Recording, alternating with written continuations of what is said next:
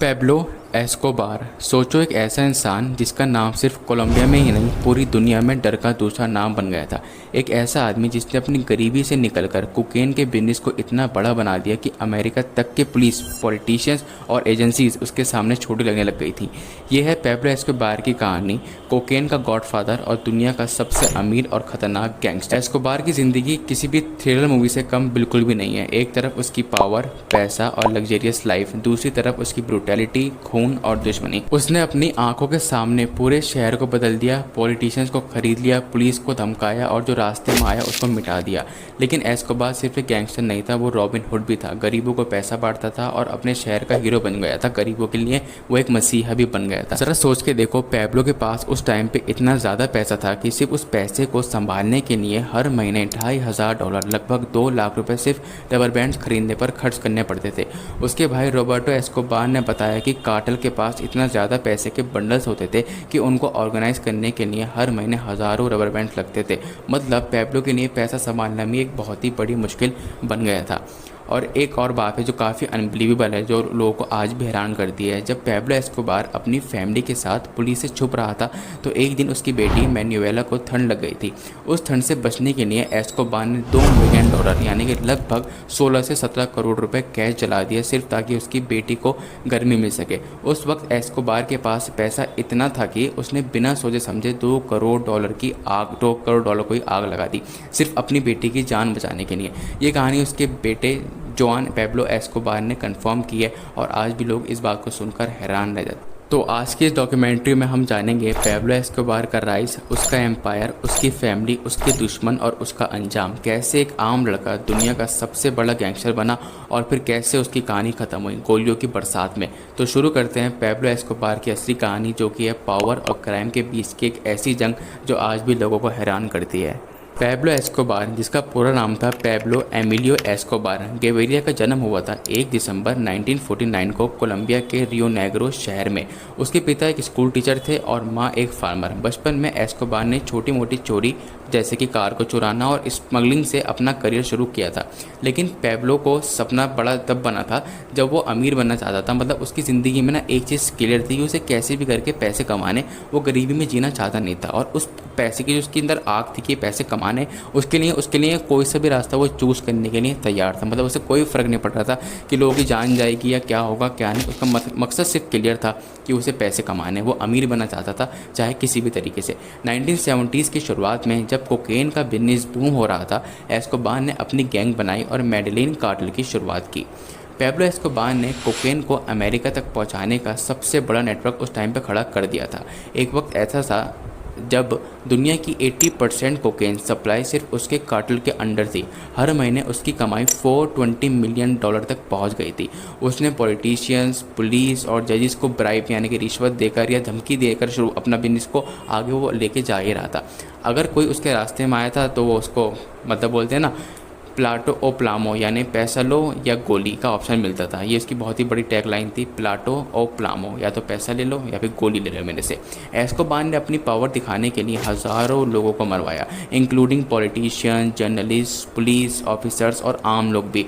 Colombia में 90s, 80s और 90s में जो वायलेंस हुआ उसका सबसे बड़ा जिम्मेदार अकेला पेब्लो एस्कोबार ही था। पेब्लो एस्कोबार की ज़िंदगी किसी भी राजा से कम नहीं थी। उसके पास private jets, helicopters, exotic animal, उसके जू में हिप्पोज, जिराफ, लायंस तक हर चीज़ वो थी जो एक हम सोच भी नहीं सकते। उस टाइम पर वो रख रखी थी अपने लिए, अपने इतने बड़े मैंशंस में और लग्जरियस मैंशंस थे। उसका सबसे बड़ा मैंशन था हेसिंडा नेपोलिस, जहाँ स्विमिंग पूल्स, रेस ट्रैक और अपना पर्सनल जू तक था।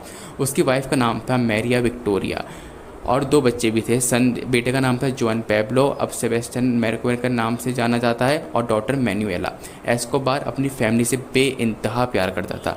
कहते हैं कि एक बार जंगल में छुपते वक्त उसने अपनी बेटी को ठंड से बचाने के लिए, जो काफ़ी ज़्यादा फेमस कहानी जो मैंने शुरुआत में बताई थी, $2 मिलियन को ऐसे ही आग लगा दी थी। एस्कोबार सिर्फ गैंगस्टर नहीं था, वो एक रॉबिन हुड जैसा भी बन चुका था। उसने गरीब लोगों के लिए अस्पताल, स्कूल्स और फुटबॉल ग्राउंड्स बनवाए थे। कोलंबिया के मेडेलिन में कई लोग उसको अपना हीरो भी मानते थे, लेकिन उसकी असली पावर उसकी पॉलिटिकल कनेक्शन से थी। कोई गैंगस्टर तो वो था, लेकिन वो जानता था कि जब लीगल अथॉरिटीज़ बीच में आती हैं तो इन लोगों के साथ भी कनेक्शन बनाने ज़रूरी होते हैं। उसने कांग्रेस तक का इलेक्शन लड़ रखे हैं और पॉलिटिशियंस को कई दफ़ा वो खरीद भी चुका है। 1990s की शुरुआत में कोलंबियन गवर्नमेंट और यूएस DEA यानी कि ड्रग इन्फोर्समेंट एडमिनिस्ट्रेशन ने एस्कोबार के खिलाफ जंग छेड़ दी थी। उनको कैसे भी करके अब एस्कोबार चाहिए था, क्योंकि एस्कोबार ने बिजनेस इतना बड़ा कर दिया था कि हर देश में कोलंबिया से लेकर अमेरिका तक का रूट बिल्कुल क्लियर था, ड्रग्स खुले आम बिक रहे। एस्कोबार कितना भी पावरफुल था, लेकिन जब दो देशों की सरकार उसके पीछे पड़ेगी तो वो पकड़ा भी जाएगा, और ऐसा हुआ भी। 1991 में एस्कोबार ने सरेंडर कर दिया था, लेकिन उसने एक शर्त रखी थी कि मैं अपनी खुद की बनाई हुई जेल में रहूँगा, और इस जेल को जाना जाता था ला कटाडल के नाम से, और उसने उस जेल के अंदर सरेंडर किया था, मतलब अपनी खुद की बनाई हुई जेल में। और वो जो जेल थी, नाम की जेल थी, उसके अंदर भी वो अपना फ़ोन के थ्रू कनेक्शन चलाता रहता था, अपना बिजनेस, और वो बहुत ज़्यादा लग्जरियस जेल थी, मतलब उसमें कोई कमी नहीं थी, जैसे वो अपने घर पे रह रहा हो लेकिन अंदर जेल के तौर पे। एक साल बाद जब गवर्नमेंट ने उसका ट्रांसफ़र करने लगी, एस्कोबार जेल से भाग गया। उसके बाद पूरा कोलंबिया पुलिस, आर्मी और यूएस एजेंट्स के साथ उसकी तलाश में लग गई। 2 दिसंबर 1993 को एस्कोबार को लीन की एक छत पर पुलिस ने घेर लिया। एक एनकाउंटर में एस्कोबार को गोली लगी और उसकी मौत हो गई। उसकी बॉडी के पास उसका फ़ोन मिला जिससे वो अपनी फैमिली से बात कर रहा था। एस्कोबार की मौत के बाद भी उसका नाम कोलंबिया और दुनिया भर में लेजेंड बना चुका है उसको। उसका काटल का नेटवर्क बिखर गया है, लेकिन उसकी कहानी आज भी नेटफ्लिक्स सीरीज़, डॉक्यूमेंट्रीज और न्यूज़ में ज़िंदा रहती है। उसकी ज़िंदगी एक वार्निंग है, पावर और पैसा चाहे कितना भी मिल जाए, तब भी क्राइम का एंड हमेशा ट्रेजिक ही होता है। एस्कोबार ने अपनी स्मगलिंग बिजनेस को एक नई लेवल पर ले गया था। उसने ड्रग्स अमेरिका तक पहुंचाने के लिए बहुत इनोवेटिव तरीके निकाले, सबमरीन्स, प्राइवेट प्लेन्स और हत्या के कार्गो शिप्स तक का उसने यूज़ किया था उस टाइम पे। एक वक्त ऐसा था जब एस्कोबार के कार्टेल ने कोकेन के ब्रिक्स को ट्रक्स, टायर, पेंट कैंस और इलेक्ट्रॉनिक्स के अंदर छुपाकर बॉर्डर क्रॉस करवाया था। उसकी प्लानिंग इतनी टाइट थी कि यूएस अथॉरिटीज़ भी हैरान रह जाती थी कि वो कैसे न कैसे करके ड्रग्स ले आया करता था। जब कोलंबिया गवर्नमेंट ने एस्कोबार के खिलाफ क्रैकडाउन शुरू किया था तो उसने पूरा शहर टेरर में बदल दिया था अपने मरने से पहले। एस्कोबार ने पॉलिटिशियन, जजेस और पुलिस ऑफिसर्स को टारगेट किया। बॉम्ब ब्लास्ट, एसेसिनेशन और किडनैपिंग उसके फेवरेट वेपन्स थे। सबसे बड़ा अटैक 1989 को एवियांका फ्लाइट 203 बॉम्बिंग, जिसमें इनोसेंट लोग भी बहुत सारे मारे गए थे। उसने अपने दुश्मनों को मारने के लिए पूरा एक नेटवर्क बना लिया था। ये लोग पैसों के लिए किसी को भी मार देते थे। एस्कोबार का कहना था, better a grave in Colombia than a jail cell in the United States. उसका ये मानना था। एस्कोबार की डाउनफॉल सिर्फ गवर्नमेंट की वजह से नहीं हुई थी, बल्कि उसके खुद के जो दुश्मन थे वो भी बहुत ज़्यादा उसके पीछे पड़ गए थे। एक ग्रुप बना था उस टाइम पे, एस्कोबार जब बिल्कुल पीक पे था अपनी ताकत के। उस ग्रुप का नाम था लॉस पेप्स। ये उसके राइवल्स, एक्स एसोसिएट्स और पुलिस का सीक्रेट अलायंस था। लॉस पेप्स ने एस्कोबार के फैमिली, फ्रेंड्स और बिजनेस पार्टनर्स को सिस्टमेटिकली टारगेट किया, उनकी प्रॉपर्टी चलाई और उनको मार दिया। इस प्रेशर की वजह से एस्कोबार का पूरा नेटवर्क टूट गया था और उसको अकेला कर दिया गया था पूरी तरीके से। बिट्रेल, दोस्ती का ख़त्म हो जाना और राइवल्स का बदला, ये सब उसके एंड का रीज़न बन गए थे। सोचो, एक गैंगस्टर अपने देश का पूरा कर्जा चुकाने के लिए रेडी था। मतलब उस टाइम पे उसने एक ऑफर भी करी थी कि अगर उसको एक्सट्रेडिशन यानी उसे अमेरिका में ना भेजा जाए तो वो अपनी कंट्री का $10 बिलियन का लोन चुका देगा। मतलब कितनी हैरानी की बात है कि एक आम वहाँ का देखा जाए एक सिटीज़न, और भले वो बहुत बड़ा बिजनेसमैन है, वो अपनी कंट्री का पूरा एक डेप्ट चुकाने को भी तैयार है, जो कि था $10 बिलियन का। हालांकि इसको रिएक्ट कर दिया गया था वहाँ की सरकार के थ्रू।